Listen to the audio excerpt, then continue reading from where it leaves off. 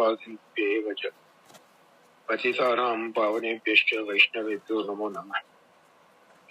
भगवत गुणानुरागी, भगवत चरणानुरागी सर्व भगवदीय परिवारजनों सदैव भगवत प्राण।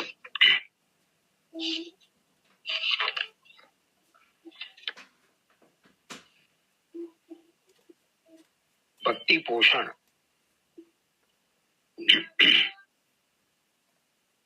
ગયા અઠવાડિયે મહાનુભાવ ભક્ત કવિ શ્રી દયારામભાઈના અદભુત ગાગરમાં સાગર જેવા ગ્રંથની પૂર્વ ભૂમિકાથી આપણે પરિચિત થયા હતા. ગ્રંથના કર્તાનો, ગ્રંથનો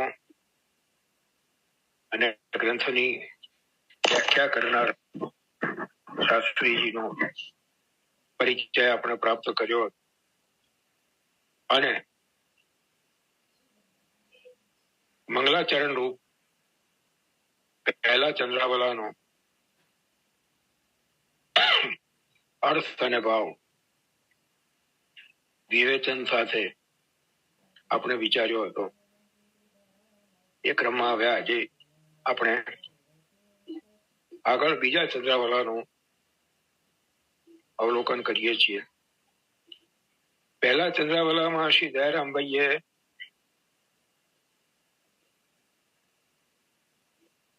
મંગલાચરણ શ્રી મહાપ્રભુજી, શ્રી ગુરુદેવ, શ્રી યમુનાજી, શ્રી પ્રભુ અને અષ્ટ સખા આ બધાનું સ્મરણ કરી ગ્રંથના રચનાના ઉપક્રમમાં સહાય થવા માટે વિનંતી કરી અને હવે બીજા ચંદ્રાવાળામાં શ્રી દયારામભાઈ ગ્રંથનું વિષય વસ્તુ શું છે,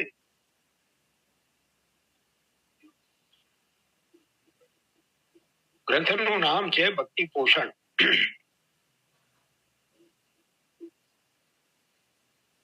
તો એ ભક્તિ પોષણ નામ શા માટે છે? શું મહત્વ છે ભક્તિનું?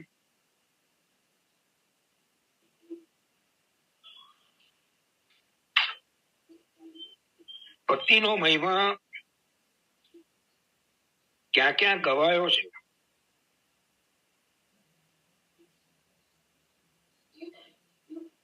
આનો પરિચય આપણને બીજા ચંદ્રાવલામાં આપે છે. ચાર વેદ શત શાસ્ત્રનો વારે વારે કર્યો રે વિચાર.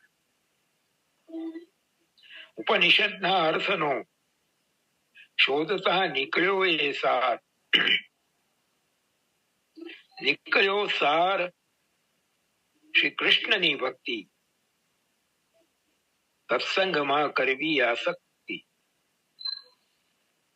શ્રી પૂર્ણ પુરુષોત્તમને યુગ્મ ચરણે સર્વ સમર્પીને રહેવું શરણે. સેવો શ્રી કૃષ્ણ કૃપા. ચારે વેદ, 6 શાસ્ત્ર અને ઉપનિષદ, આ સર્વના અર્થપૂર્વક વારંવાર વિચાર કરીને શોધન કર્યું તો એમાંથી સાર એ નીકળ્યો તો પરબ્રહ્મ શ્રી કૃષ્ણચંદ્રની ભક્તિ એટલે કે સેવા કરવી અને સત્સંગમાં આસક્તિ રાખ. તેમજ શ્રી પૂર્ણ પુરુષોત્તમ પરબ્રહ્મ શ્રી કૃષ્ણના બંને ચરણ કમલો સર્વ વસ્તુ સમર્પણ કરીને એટલે કે આત્મનિવેદન કરીને શરણાગતિ પૂર્વક કૃપાલુ પરબ્રહ્મ શ્રી કૃષ્ણચંદ્રની સેવા કરો.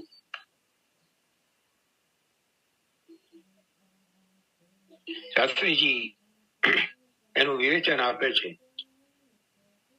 4 વેદ, ઋગ્વેદ, યજુર્વેદ, સામવેદ અને અથર્વવેદ. આ 4 વેદ, આ 4 વેદના 4 ઉપવેદ છે. આયુર્વેદ, ધનુર્વેદ, ગંધર્વવેદ અને સ્થાપત્ય વેદ. આ 4 વેદને સમજવા માટેના 6 અંગ છે: શિક્ષા, કલ્પ, નિરુક્ત, છંદ, જ્યોતિષ અને વ્યાકરણ. ઉપવેદ સહિત 4 વેદને એના 6 અંગોના અભ્યાસ પૂર્વક સમજીએ, એના અર્થનો વિચાર કરી. આ ઉપરાંત 6 શાસ્ત્ર છે: સાંખ્ય, યોગ, ન્યાય, વૈશેષિક, મીમાંસા અને વેદાંત. સાંખ્ય શાસ્ત્રના આચાર્ય કપિલ મુનિ, 3જા સ્કંદમાં જેમની કથા આપણને ભાગવતજીમાં પ્રાપ્ત થાય છે. યોગના આચાર્ય પતંજલિ, ન્યાયના આચાર્ય ગૌતમ ઋષિ, વૈશેષિકના આચાર્ય મુનિ કણાદ, મીમાંસાના આચાર્ય મહર્ષિ જૈમિની અને વેદાંત એટલે ઉત્તર મીમાંસા એના આચાર્ય મહર્ષિ વેદવ્યાસ પોતે. સતીશ કાકા, મીમાંસા એટલે શું? મીમાંસા એટલે પૂર્વ વેદનો પૂર્વ કાંડ જે છે, જેને કર્મકાંડના નામથી ઓળખવામાં આવે છે, એને સૂત્રાત્મક રીતે સમજાવતો જે ગ્રંથ છે એ મીમાંસા છે. એને પૂર્વ મીમાંસા તરીકે પણ ઓળખવામાં આવે છે. અને વેદાંત એટલે બ્રહ્મસૂત્ર, જેના ઉપર શ્રીમદ આચાર્ય ચરણોએ અણુભાષ્ય નામની વ્યાખ્યા લખી છે. એ વેદાંતને બ્રહ્મસૂત્રના માધ્યમથી સૂત્રાત્મક રીતે મહર્ષિ વેદવ્યાસજીએ સમજાવ્યું. આ 4 વેદ, 4 વેદના 4 ઉપવેદ, વેદના 6 અંગ અને 6 શાસ્ત્ર, આ બધાનો એ ઉપરાંત ઉપનિષદો એ પણ વેદ સાહિત્યનો જ ભાગ છે. વેદનું મસ્તક ઉપનિષદ છે.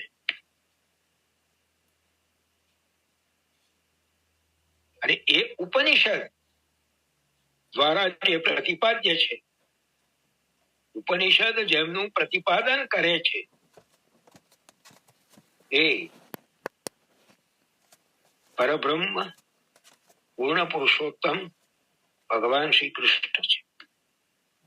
કૃષિ ભૂવાચક શબ્દો નશ્ચ નિવૃત્તિવાચક તયોરૈક્યમ પરમ બ્રહ્મ કૃષ્ણ ઇત્યભિધીય છે.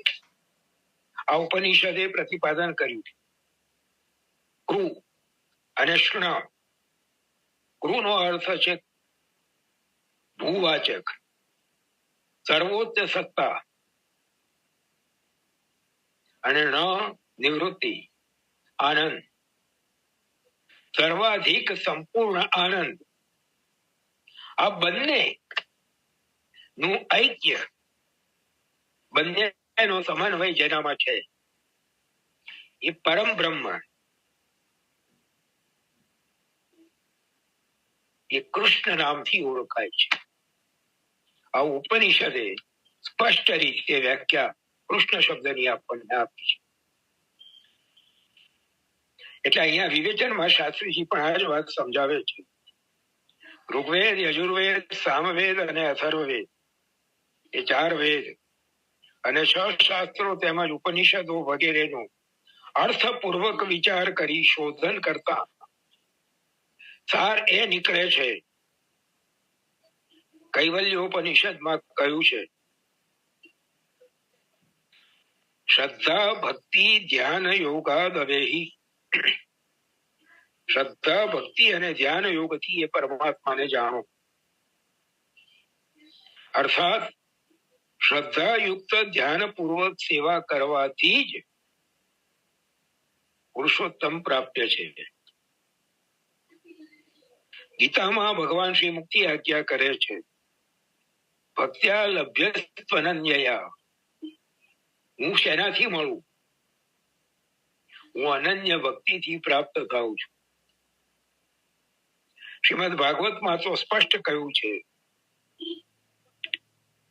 શ્રેયસ શ્રુતિમ ભક્તિ મુદચ્યતે વિભો ક્લિશ્યંતિ યે કેવલ બોધ લબ્ધયે તેષામ અસૌ ક્લેશલે વશિષ્યતે નાન્યદ યથા સ્થૂલ તુષાવઘાતિના. હે પ્રભુ, જેમાંથી નિરંતર કલ્યાણના ઝરણા ઝરી રહ્યા છે, એવી આપની ભક્તિનો ત્યાગ કરીને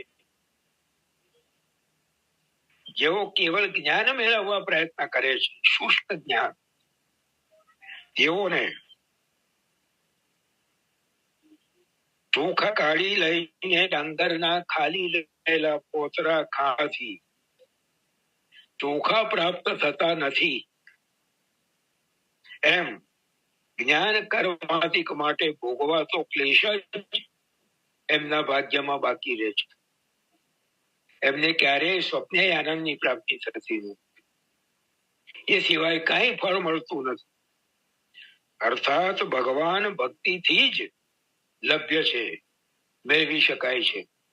પદ્મ પુરાણમાં પણ કહ્યું છે, કલૌ ભક્તિ ભક્ત્યા કૃષ્ણ પુરસ્થિત. કલયુગમાં ભક્તિ અને ભક્તિથી જ શ્રી કૃષ્ણ પ્રત્યક્ષ દર્શન આપે છે. આમાં ભક્તિની સાથે એમણે કહ્યું, સત્સંગમાં કરવી આસક્તિ. તો એનું વિવેચન કરતા શાસ્ત્રીજી બતાવે છે, સત્સંગ માટે પણ ભગવાન પોતે આજ્ઞા કરે છે. યથા વરુંધે સત્સંગ સર્વસંગ પહોરી. જેવી રીતે સત્સંગ મને વશ કરે છે. સત્સંગ કેવો? સર્વસંગાપહ, બીજા બધા સંગનો ત્યાગ કરીને કરેલો સત્સંગ. આ બહુ સમજવા જેવી વાત છે.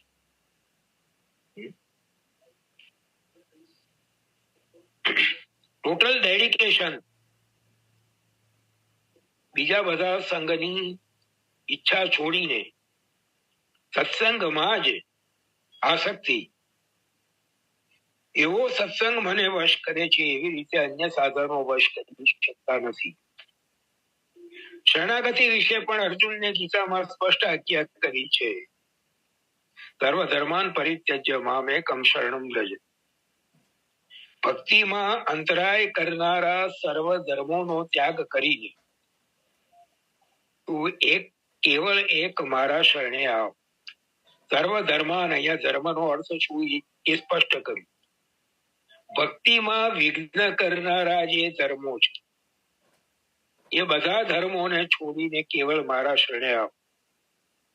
આત્મનિવેદન, એના વિશે પણ છાંદોગ્ય ઉપનિષદમાં તથા ભાગવતમાં લખે છે, યદ્યદ ઇષ્ટતમમ લોકે યચ્ચાતિ પ્રિયમાત્મના તત્તત નિવેદયેન મહ્યમ તદાનંત્યાય કલ્પતે. લોકમાં જે પોતાને જે વસ્તુ અત્યંત ઈષ્ટ હોય અને પોતાને પ્રિય હોય, તે મને નિવેદન કરવાથી અનંત ફળ આપે છે. આજ ઉપનિષદના શ્લોકને નિબંધના સહનિર્ણય પ્રકરણમાં શ્રી આચાર્ય ચરણો પુષ્ટિ માર્ગમાં એને કઈ રીતે ઇમ્પ્લિમેન્ટ કરવું, એના ઉપર અમલ કઈ રીતે કરવો, એના ઉપર આચરણ કઈ રીતે કરવું, એ શ્રી આચાર્ય ચરણોએ નિબંધના સહનિર્ણય પ્રકરણમાં બતાવ્યું. યદ્યદ ઇષ્ટતમમ લોકે યચ્ચાતિ પ્રેમાત્મના યેન સ્યાન નિવૃત્તિશ્ચિત્તે તત્કૃષ્ણે સાધયે ધ્રુવમ. શ્રી મહાપ્રભુજી એક વસ્તુ એમાં ઉમેરી, યેન સ્યાન નિવૃત્તિશ્ચિત્તે. જગતમાં આપણા આ શ્લોક ઉપર, આ કારિકા ઉપર પહેલા ચર્ચા કરી ચુક્યા છીએ. પ્રભુને શું સમર્પવું, પ્રભુને શું અંગીકાર કરીને પ્રસન્નતાનો અનુભવ થાય. એ લોકમાં જે વસ્તુ ઉત્તમ ગણાતી હોય, વળી પોતાને અત્યંત પ્રિય હોય, અને સાથે સાથે એને મેળવવામાં ચિત્તને આનંદ થાય, કોઈ જાતનો ક્લેશ ના થાય, એવું જે કંઈક પદાર્થ છે, સાહિત્ય છે, સામગ્રી છે, તત્કૃષ્ણે સાધયે ધ્રુવમ, એ ચોક્કસપણે નિશ્ચિતપણે પ્રભુને સમર્પિત કરવું. અને એની પ્રકાશ વ્યાખ્યામાં શ્રી આચાર્ય શ્રીને પોતે સમજાવ્યું છે, જેને સ્યાન નિવૃત્તિષ્ઠિત અનિષિદ્ધ ઉપાયથી મેળવેલું. શાસ્ત્રમાં જેનો નિષેધ કરવામાં ના આવ્યો, શાસ્ત્ર જેની મનાઈ ના કરતું હોય એવા ઉપાય છે. એટલે શાસ્ત્ર અધર્મમાંથી મેળવેલું દ્રવ્ય એની શાસ્ત્ર સ્પષ્ટ મનાઈ કરે છે. તો અધર્મથી મેળવેલું દ્રવ્ય પ્રભુને અંગીકાર ન કરાવાય એવી સ્પષ્ટ આજ્ઞા કરે છે. અને ત્યાં એ અધર્મથી મેળવેલા દ્રવ્યમાં શેનો સમાવેશ થાય એ પણ આચાર્ય ચરણોએ આપણા માર્ગદર્શન માટે બતાવ્યું છે. આ બધા પુષ્ટિ માર્ગના મૂળભૂત પાયાના સિદ્ધાંતો છે. એના વિશેનું આપણું અજ્ઞાન તો કદાચ ક્ષમ્ય છે, પણ આપણી ઉપેક્ષા, આપણી ઉદાસીનતા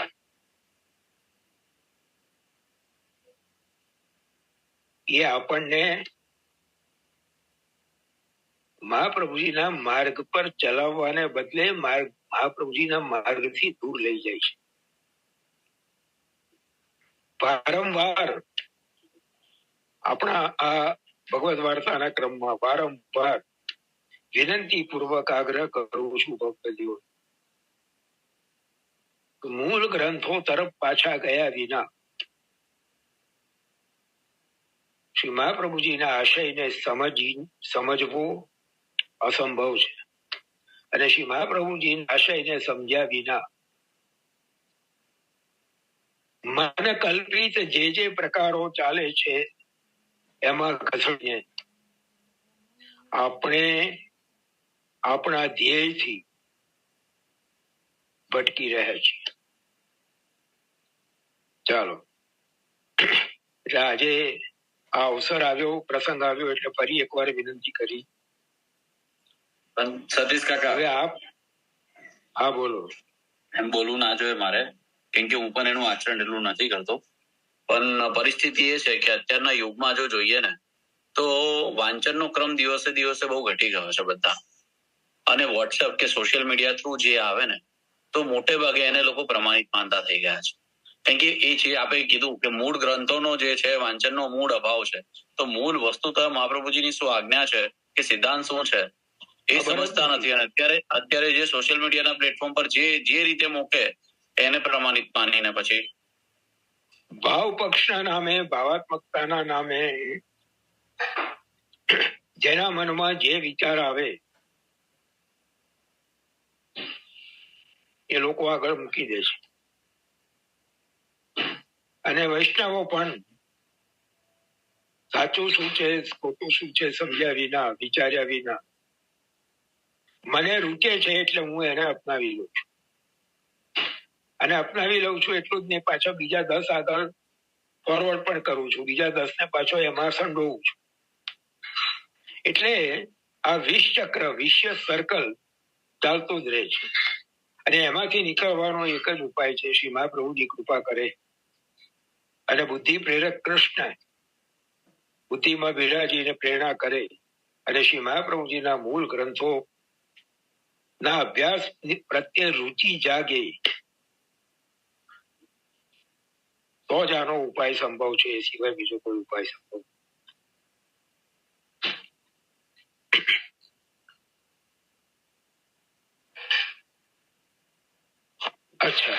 હવે પાછા આપણા મૂળ વિષય પર આવીએ. જે લોકોમાં પોતાને અત્યંત ઇષ્ટ હોય ને પોતાને પ્રિય હોય તે મને નિવેદન કરવાથી અનંત ફળ આપે છે. એટલે આ ચંદ્રાવલામાં કૃષ્ણની ભક્તિ, સત્સંગ અને સર્વ સમર્પણ આ 3 વસ્તુ બતાવી, શરણાગતિ પણ બતાવી. આ ઉપરથી સિદ્ધ થાય છે કે 4 વેદ, ઉપનિષદ, ગીતા, ભાગવત વગેરે તમામ શાસ્ત્રોનો સાર એક જ છે. પરબ્રહ્મ શ્રી કૃષ્ણની ભક્તિ કરવી, સત્સંગ કરવો, ભગવત શરણાગતિ પૂર્વક આત્મનિવેદન કરી કૃપાળુ શ્રી કૃષ્ણની સેવા કરવી. જો ભક્તિ, સત્સંગ, શરણાગતિ, આત્મનિવેદન થોડું સૂક્ષ્મતાથી વિચારીએ તો આ 4 એકબીજાથી જોડાયેલા છે, એકબીજા ઉપર આશ્રિત છે. સત્સંગ પ્રભુના શરણે જવા માટે જીવને પ્રેરિત કરે. શરણાગતિ સિદ્ધ થાય, શરણાગતિ સિદ્ધ થયા પછી પોતાનું સર્વ કંઈ પ્રભુને સમર્પિત કરવાની સત્સંગથી જ ભાવના જાગે. અને જ્યારે સમર્પિત કરવાની ભાવના જાગે ત્યારે સમર્પિત કરવા માટેનું માધ્યમ છે સેવા. એટલે સેવા, સત્સંગ, શરણાગતિ અને આત્મનિવેદન આ 4 એકબીજાના સાથે અભિન્ન રીતે જોડાયેલા છે. એટલે આ ચંદ્રાવલામાં દયારામભાઈએ આ 4ને એક સાથે સાંકળીને એનું મહત્વ આપણને સમજાય. હવે 3જા ચંદ્રાવલામાં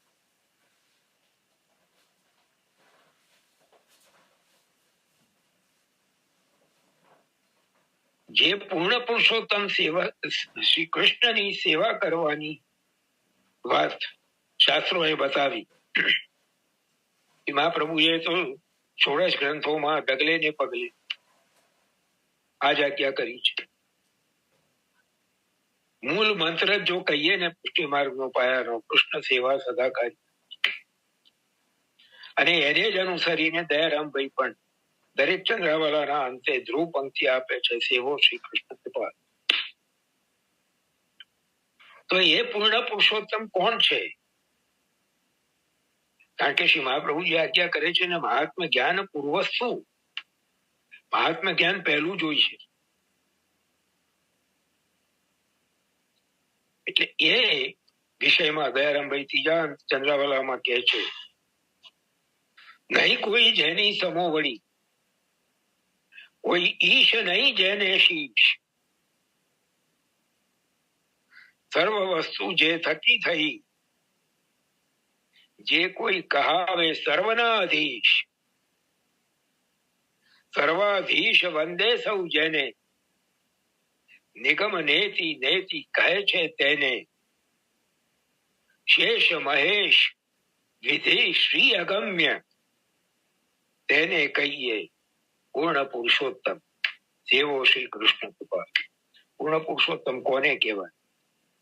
દયારામભાઈ બતાવ્યું. જેમની કોઈ બરાબરી કરી શકે એમ નથી, જેમના માથે કોઈ બીજો સમર્થ નથી, સર્વ વસ્તુ અર્થાત તમામ જગત તેમનામાંથી ઉત્પન્ન થયું છે, અને જેવો સર્વ જગત અને સર્વ દેવો વગેરેના અધિપતિ કહેવાય છે. સર્વ દેવાદિકો જેમને સર્વેશ્વર ગણીને વંદન કરે છે. નિગમ એટલે વેદ,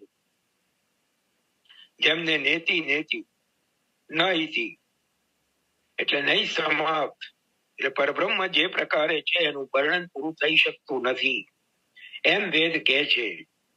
શેષ મહાદેવ, બ્રહ્મા અને લક્ષ્મી જેમને પ્રાપ્ત કરી શકતા નથી એમને શ્રી પૂર્ણ પુરુષોત્તમ કહી. એ પૂર્ણ પુરુષોત્તમ એવા શ્રી કૃષ્ણ કૃપાળુ સેવા કરો. આના વિવેચનનો ક્રમ આપણે આવતા અઠવાડિયે રાખીએ, કારણ કે નહીં તો પછી આપણે બીજો ક્રમ ટૂંકાવવો પડશે અને એને ન્યાય નહીં આપી શકીએ. 3જા ચંદ્રાવલાની ખાલી શબ્દાર્થ જોયો, એનું વિવેચન આવતા અઠવાડિયે જોઈશું, અને એના પછીના ચંદ્રાવળામાં આવતા અઠવાડિયે પ્રવેશ કરીશું. કારણ કે આજે ગયા અઠવાડિયે પંચપર્વ વિદ્યા વિશેની જે ચર્ચા આપણે શરૂ કરી હતી એનો ફક્ત પૂર્વ પરિચય જ આપણે પ્રાપ્ત કરી શક્યા હતા. એની આગળ ચર્ચા કરવાની બાકી છે. પૂજ્યપાદ સરકારશ્રીના નામોનું અર્થ વિસ્તાર એ જે ક્રમ આપણો ચાલે છે એ પણ આપણે કરવાનો છે. એ ઉપરાંત અત્યારે જે દિવસો ચાલી રહ્યા છે વસંત અને હોળીખેલ એના વિશે લંડન થી એક ભગવતીય બહેને પ્રશ્ન કર્યો છે. આ દિવસોને અનુરૂપ છે અને અનુલક્ષીને છે એટલે ભલે પ્રશ્ન ગઈકાલે જ આવ્યો છે પણ ક્રમની બહાર જઈને એની ચર્ચા પણ જેટલી પ્રભુ કરાવે એટલી કરવી છે. તો આપણે પૂજ્યપાદ સરકારશ્રીના નામોના અર્થ અને સમજવાનો જે પ્રયત્ન આપણે કરી રહ્યા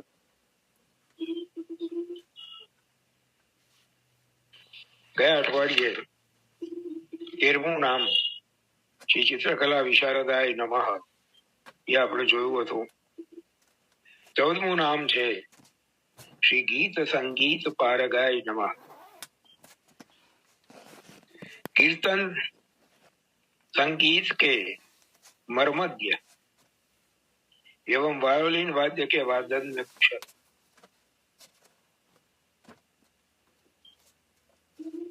જે કોઈ વૈષ્ણવે આપશ્રીના પ્રાચીન ફોટોગ્રાફ જોયા હશે, દર્શન કર્યા હશે તો ખ્યાલ હશે. વાયોલિન વગાડતા આપશ્રીના ફોટોગ્રાફ, પ્રાચીન ફોટોગ્રાફ આજે પણ ઉપલબ્ધ છે. વાયોલિન વગાડવામાં આપશ્રી અતિ કુશળ છે. કીર્તન સંગીત એના મર્મજ્ઞ છે. બહુ ઓછું પ્રગટ કર્યું છે આપણે, પણ કીર્તનોમાં આપની એટલી ઊંડી અભિરુચિ છે. એક પ્રસંગ આપશ્રીના શ્રીમુખ સાંભળેલો, અહીંયા આપની આગળ પ્રસ્તુત કરું છું કે કાંકરોલીમાં બેરા હોય, બપોરે અનસરના સમયમાં પોતાના કક્ષમાં વિશ્રામ કરી રહ્યા હોય, એ સમયે ઉપર છત ઉપર પંખો ચાલતો હોય. એ પંખાના ઘરઘરાટમાં ભમરો ગુનગુન કરતો હોય એવો જે પંખાનો અવાજ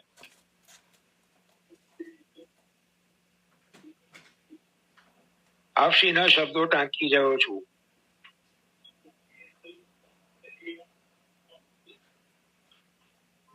पंखे की उस मरमर ध्वनि में सुबह से लेकर राजभोग तक गाए गए कीर्तन मुझे सुनाई देते हैं. આ આપશ્રીના શબ્દો છે. તો કીર્તનમાં કેવા આપ તલ્લીન છે એનું આ એક પ્રત્યક્ષ પ્રમાણ આપશ્રીના સ્વમુખે જે સાંભળ્યું એ આપને આગળ મેં રજૂ કર્યું. બીજો એક મારો અનુભવ તૃતીય ગૃહની કીર્તન પ્રણાલીને સંશોધિત કરીને નવેસરથી પ્રકાશિત કરવાનો ઉપક્રમ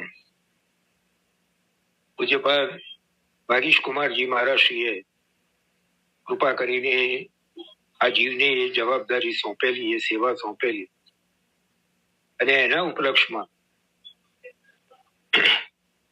કીર્તન તૃતીય ગૃહની જે શ્રી બ્રજભૂષણલાલજી શ્રી દાદાજીના સમયમાં 90 વર્ષ પહેલા પ્રકાશિત થયેલી જે કીર્તન પ્રણાલી, એમાં જે સંશોધનો કરવાના એના ઉપલક્ષમાં ઘણી વાર આપશ્રીના ચરણોમાં બેસવાનું સૌભાગ્ય મળેલું. ત્યારે કીર્તનોના શબ્દોને અને એમાં રહેલી છાપવામાં કદાચ કોઈ અશુદ્ધિ આવી ગઈ હોય તો એને તરત પકડીને આપે એનું શુદ્ધિકરણ કરાવ્યું છે. એટલે ગીત સંગીત પારગાય નમઃ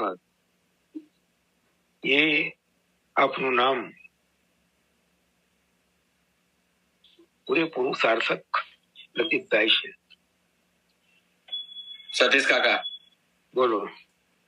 પૂર્વમાં એ જ વખતે મને પણ જોડે રહેવાનું સૌભાગ્ય પ્રાપ્ત થયું હતું. એટલે સરકારશ્રીના વચન અત્યારે યાદ આવી ગયા. જે ભગવત નામ આપણે લઈ રહ્યા છે એ સતત વિદ્યમાન રહેશે. જેમ ભગવત સ્વરૂપ જે રીતે વિદ્યમાન છે એ જ રીતે ભગવત નામ પણ વિદ્યમાન છે. અને એના ઉપલક્ષમાં સરકારશ્રી આ રીતે સમજાવ્યું હતું કે ધ્વનિ પણ સતત એમ કે, અને લગભગ મને આછું પાતળું યાદ છે કે મહાપ્રભુજીના સમયની ધ્વનિ પણ અત્યારે જો કોઈ એ હોય તો એ શબ્દો પણ એ પકડી શકે છે એમ કે. પણ એટલું જ નહીં, મને તો એવું પણ યાદ છે કે આપશ્રી એવું પણ બોલ્યા હતા કે મહાભારતના યુદ્ધમાં પ્રભુએ જે શંખનાદ કર્યો પાંચજન્ય શંખ, એનો ધ્વનિ પણ આજે પણ આપણે સાંભળી શકીએ છીએ. સાચી વાત છે. હા, એટલે કારણ કે શબ્દ એ બ્રહ્મ છે. બ્રહ્મ છે અને બ્રહ્મ નિત્ય છે. ચાલો. અને આ જે છે પૂર્વમાં ઘણી વાર એટલે વાંચ્યું પણ છે અને સાંભળ્યું પણ છે કે નાસાને અમુક જે મહાભારત સત્ય છે એનું પ્રમાણ એ હતું કે બહુ મહાકાય હાથીઓના હાડપિંજર ઉપરથી અવકાશમાંથી મળેલા છે. બરાબર છે. અને જે અત્યારના હાથી કરતા ઘણા મોટા મહાકાય હતા. એ ઘૂમી રહ્યા છે. હા, ઘૂમી રહ્યા છે, શૂન્યાવકાશમાં ઘૂમી રહ્યા છે. જે બેને ના હૃદયમાં આ મનોરથ પ્રગટ થયો ને સરકારશ્રીના નામોનો રસાસ્વાદ કરવાનો અર્થ વિસ્તર, એ બેનને હું જેટલા ધન્યવાદ આપું, વંદન કરું એટલા ઓછા છે. કારણ કે એમના નિમિત્તથી આપશ્રીની સાથેના સંસ્મરણો તાજા કરવાનો મને એવો સુંદર અવસર પ્રાપ્ત થયો છે. અને એ જીવનના એ પરમ સૌભાગ્યના દિવસો પુનઃ સ્મરણ પટલ ઉપર તાજા થઈ રહ્યા છે. ચાલો આગળના નામનો વિચાર કરીએ. 15મું નામ છે શ્રી ન્યાય શાસ્ત્ર વિદય નમઃ. હમણાં આપણે 6 શાસ્ત્રની વાત કરી: સાંખ્ય, યોગ, ન્યાય, વૈશેષિક, મીમાંસા અને વેદાંત. એમાં ન્યાય શાસ્ત્ર, આ ન્યાય શાસ્ત્રની વિધિવત અધ્યયન કરીને કાશીમાં જે અધિકૃત સંસ્થા છે એના દ્વારા લેવાતી પરીક્ષાઓ પાસ કરીને આપે ન્યાય શાસ્ત્રની અંદર પારંગતતા પ્રાપ્ત કરી છે. આ એક આપના ચારિત્ર્યની એક વિશેષતા છે. એવું જ 16મું નામ છે શ્રી છંદશાસ્ત્ર કુશલાય. છંદ શાસ્ત્ર, વેદના 6 અંગ. એમાં છંદ, જ્યોતિષ અને વ્યાકરણ, શિક્ષા, કલ્પ, નિરુક્ત. એમાં છંદ એ વેદનું એક અંગ છે. એ છંદ શાસ્ત્ર વૈદિક છંદ 8 છે અને આધુનિક કાવ્યશાસ્ત્રમાં આ 8 વૈદિક છંદોમાંથી બીજા અનેક છંદો પ્રકટ થયા છે. આ બધા જ છંદ, દરેક છંદનું અલગ અલગ બંધારણ છે. કોઈ અક્ષરમેલ છંદ છે, કોઈ માત્રામેલ છંદ છે. આ બધા જ છંદોને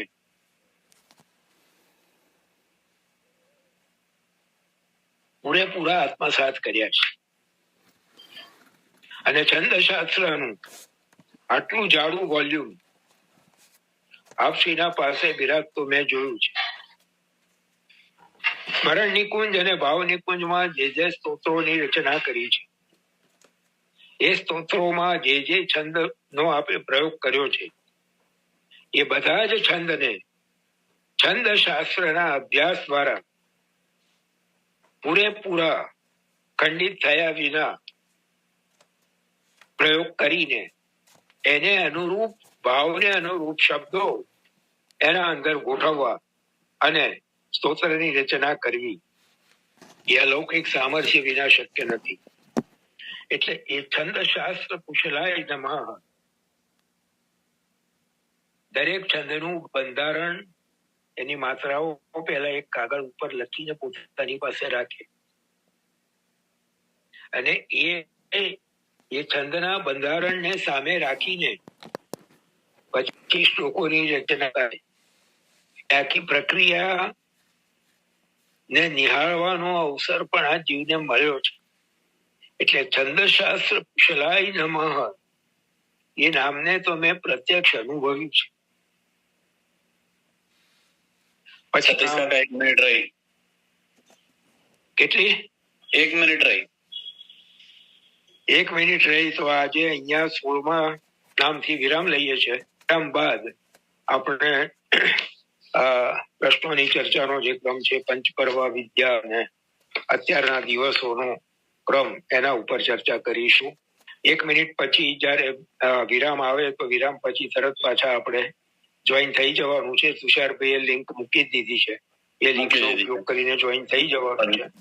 10 ને 20. હા, તમને સરકારશ્રીએ પેલો જે સમજાયું હતું છંદની પરિભાષામાં પેલા અક્ષરો સળંગ એ હું થોડું ભૂલી ગયો. એ જે છે એ જરા એકવાર ફરીથી કહી દો ને વૈષ્ણવને. અત્યારે મને યાદ નથી આવતું. વાળું આખું જે હતું ને એક અક્ષર રિપીટ કર્યા વગર આખો જે શ્લોકનો એક પ્રશ્ન હતો એમનો જ રિપીટ